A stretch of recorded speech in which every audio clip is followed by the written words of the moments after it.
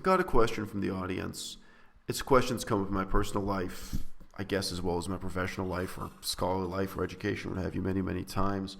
And it's a question I look at a little bit differently today because I bumped into an old friend at the airport flying back from France to China just a couple of days ago. So Adrian asks, do you have any advice on how to start studying philosophy? He says, I always wanted to get into it, but it's a very intimidating subject. Okay, so I think the first part of my reply has to be the question, the format of the question. It's about how to study philosophy. But I need to know why you want to study philosophy on a case-by-case basis, giving advice for this. Because the answer for different people is going to be very, very different. I bumped into an old friend, someone I used to know very personally, used to know very well, but haven't seen in years, at Bangkok Airport. And he called out my name, he called out Aizal, and he pronounced my name correctly. And normally, when people call out my name correctly in public, it's someone who knows me from YouTube, because they've heard my name pronounced. So I turned around thinking, oh, okay, this is going to be a vegan or something like that.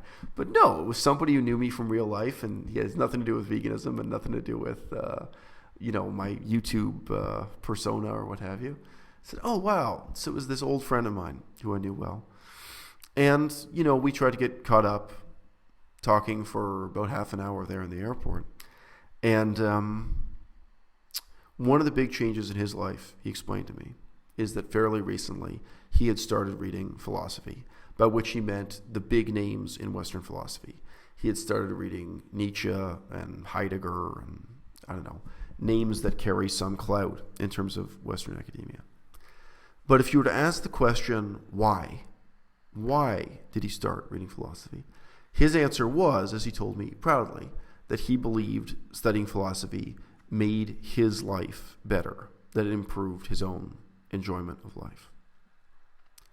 Now that's dubious. That's dubious, especially when you're talking about garbage like Friedrich Nietzsche and Martin Heidegger, in my biased opinion. But we all have to, if you care about philosophy, it means you have strong opinions about which philosophers you think are good and which you think are bad, or which you think are useful and which are not useful, which are worth reading and which are not worth reading. It's like any other genre of publications that way. You're not going to have some kind of neutral attitude that somehow all books are worth reading just because they're categorized in the philosophy section. That is ridiculous. Okay? But it did seem to me peculiar that the two philosophers he said he was most interested in and he was most turned on by, at least lately, as he started this new phase of his life in his old age. He's an older guy. And he's not in a university program or anything. He's just, he has one friend with a PhD who's tutoring him to some extent as he's getting into reading pretty formal academic philosophy in his old age. How much differently might he perceive the situation if he wasn't reading philosophy for this supposed benefit of making his own life better, but he was thinking about making our lives better? If he was thinking about it in a social or political scale, within a social or political frame of reference. Nietzsche and Heidegger have in common that they're fascist. Hegel also, I would quite willingly categorize as fascist. Plato also, I would categorize as fascist. A great many of the presumed to be great philosophers were and are fascist. It matters. Their politics matter, and a large part of philosophy is ineluctably political. So when we're looking at things in that perspective already, then we see things very differently. Now that doesn't mean that you shouldn't read Plato, but it means that you should read Plato with an awareness of how very different his view of the world is from his contemporaries within Athens, Athenians who were pro-slave, who wanted to end slavery, or who were pro-democracy, who were interested in the advantages and disadvantages of the Constitution of Athens, in contrast to the Constitution of Sparta and other rival states in that part of the world at the time, or later in retrospect, in contrast to the type of government they had in Rome and what have you. if we're starting on a politically savvy footing, then the way we view these things is fundamentally very different. Why is Immanuel Kant shoved down the throats of so many young students who say they're interested in philosophy? This is Kant spelled K-A-N-T, right? If you don't know the philosopher. Why is it that so many of these philosophers, whether it's Hegel or Kant, they're basically meaningless if you're not either Christian or an ex-Christian struggling with some of the fundamental ideas within atheism? What is the salience of Immanuel Kant's critique of pure reason to the lives of university students today, other than the fact that they're forced to read it? These are not easy questions to answer. And in general, when I talk to people who have been forced to read Kant, or maybe who have been forced to read short excerpts from it, they're totally unaware of what really the thesis of that book was, of why it was written, of what the author's purpose was, of the significance of the scientific breakthroughs and the reinterpretation of the Bible from Isaac Newton. Isaac Newton is really the context for Immanuel Kant. He's a reaction against it. So there are religious and political questions framing the significance of the books that are now on the shelf called philosophy. And their presence on that shelf is in many cases genuinely contestable. Why is this book in the philosophy department and not in the religion department? Why is it in the philosophy department and not in the politics department? And in some cases, why is it not just in the personal autobiography department? Jean-Jacques Rousseau. Jean-Jacques Rousseau was a genuinely popular author in his own time. And somehow he squeaks in to the philosophy shelf. But there's no need to regard him as philosophy. I would say the same of Friedrich Nietzsche. A lot of what Nietzsche writes sounds like a kind of his era, like a morning radio talk show host or a newspaper columnist just trying to say the most outrageous things to get attention. It doesn't stand up as formal academic philosophy. It doesn't stand up as in terms of meeting the definitions of problem solving in philosophy, of what makes philosophy important as a genre unto itself, that's separate from, that's distinct from other kinds of literature, other types of writing, other types of publications. So the question is, how does this person get into philosophy? How do they develop some competence in philosophy given what is intimidating about philosophy? And I think the truth is this: when we're talking about Western philosophy, precisely what's intimidating about it is that people do not want to let you ask those questions. The professors do not want to allow students to ask, why is this book required reading? Why is this book on this shelf instead of some other shelf? Why is this book taken seriously as philosophy as opposed to, like in Immanuel Kant's case and in many other cases, as opposed to just being a series of excuses offered for the Christian faith, apologetics within a Christian studies course? Why are we treating the text in this way?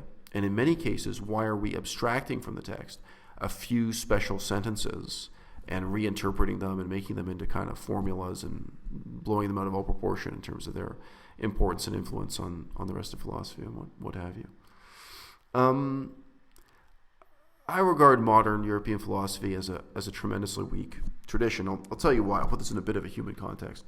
Every new girlfriend I've had, even the kind of short-term girlfriends, the girlfriends that didn't turn out to be long-term relationships, pretty much every single girlfriend I've had has asked me at some point about philosophy. And normally it's been in the following way. Normally, new girlfriends have asked me, how do I define philosophy? And then, why did philosophy become an important part of my life? Why did I spend so much time reading philosophy? And even now, to give you another example, earlier today I was saying to my current girlfriend that I actually want to make some time to read again and to read more of the philosophy of Seneca. This is Seneca the Younger from ancient Rome. Seneca is a very philosophical author, but again, should he even be categorized as philosophy? What about Thucydides, ancient Greek author? Thucydides, Seneca, you can include them in the category of philosophy, or in both cases, you could exclude them from philosophy. So I'll just say the same, even authors I happen to like this same critique and this same question sailing. Anyway, with these various girlfriends or what have you, they've tended to raise this question at one point or another. And I say to them, well, look, there are really two definitions of philosophy you need to know. And one definition is down at the publishing house, down at the publishing company that chooses to publish a book. Either they publish it in the category of philosophy or in the category of literature or cultural criticism or politics. It's a 100% commercial decision made by the publishing industry for how to print and promote a book. So any book that the publishing industry thinks will make more money in the category of philosophy is printed and promoted as philosophy. And if they thought it would make more money, there are other categories like cultural criticism, but it could be history or politics. They will publish it under that category. So there's one sense in which it is a purest of free market decisions, and there is no more and no less to it than that. And then there's another sense in which, we have this idea coming out of Aristotle of metaphysics. And the word metaphysics itself just has to do with the order of the books that Aristotle published. It's an almost meaningless word. Metaphysics could have been called prophysics instead. And we have works by Aristotle like Posterior Analytics and Metaphysics.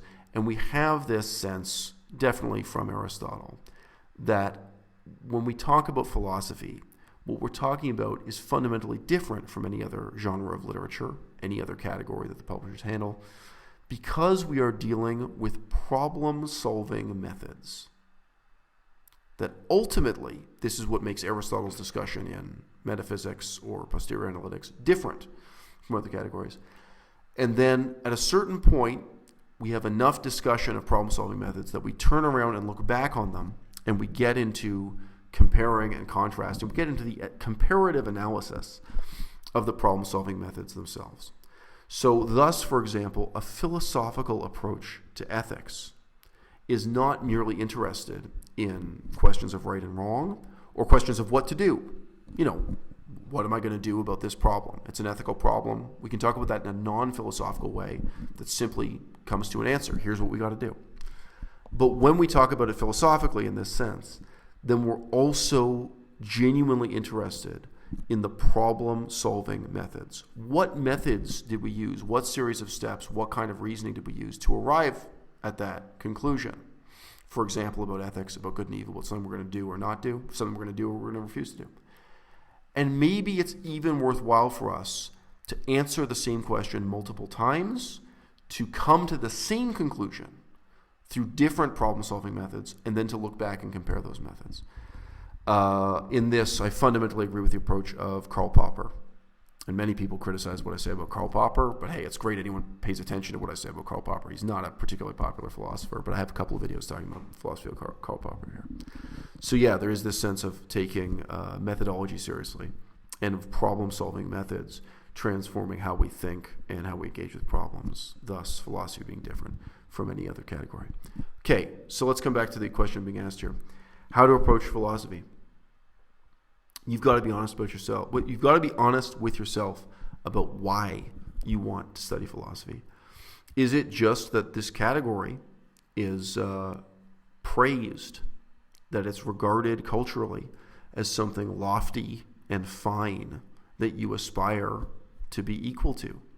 You just want to feel good enough and smart enough to say that you've read Immanuel Kant and Hegel, no matter how meaningless the philosophy of Kant and Hegel may be to your life.